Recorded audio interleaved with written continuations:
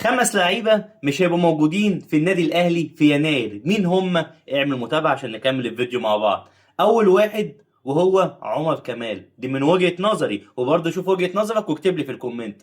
عمر كمال طبعا اداؤه مع الاهلي سيء جدا، واكيد طبعا ياسر سروب هيشوف المطوشه بتاعته وهيشوف الفضايح اللي هو عملها، اذا كان في كاس العالم ولا في الدوري، انفرادات والحاجات كتيره اللي ضيعها. عمر كمال انا شايفه اللي هو في يناير مش هيكمل معانا. تاني واحد معانا مين؟ العملاق المغربي اللي كل شويه اصابات، ولما بيرجع من الاصابه ما بيعملش اي حاجه، هو اشرف داري. اشرف داري من ساعه ما جبناه اجنبي ومفروض اللي هو دولي مفيش خالص، كل اصابه اصابه اصابه اصابه، ولما بيلعب ما بيديش مستواه خالص. اشرف داري طبعا اكيد في يناير عشان خاطر يفتح مجال لاجنبي تاني يجي مكانه، وعايزين حد في خط الدفاع يبقى قوي. احنا شفنا في الدوري دخل فينا اهداف قد ايه، ما بتحصلش لينا، فعايزين نبدا بخط الدفاع نجمده شويه. معانا تالت واحد وهو من مصطفى العش.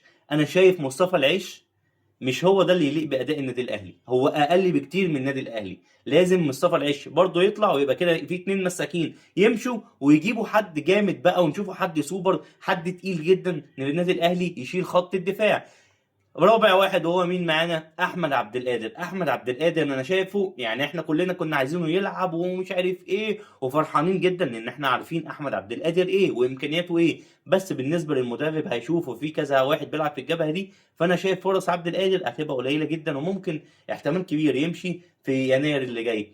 خامس واحد معانا وهو مين؟ ده بقى هيبقى مفاجأة معانا، يا ترى هو مين بقى معانا؟ وهو محمد شريف المخيف. هو محمد شريف. ما عندناش مهاجمين، عندنا جراديشار بس محمد شريف لما يجي يتفرج عليه المدرب، محمد شريف في 5 ماتشات ورا بعض ما جابش ولا هدف، هو عامل اسيست في الماتش القمه وما جابش جوان خالص. محمد شريف عامل اداء ولا اسوأ من كده، من ساعه ما جه مش عامل طفره، مش محسسنا ان عندنا مهاجم، الدنيا معاه ضعيفه جدا. فطبعا محمد شريف بالنسبه للمدرب لما يجي يشوف حاجه زي كده، انا شايفه اللي في يناير اللي جاي احتمال كبير محمد شريف مش هيبقى معانا.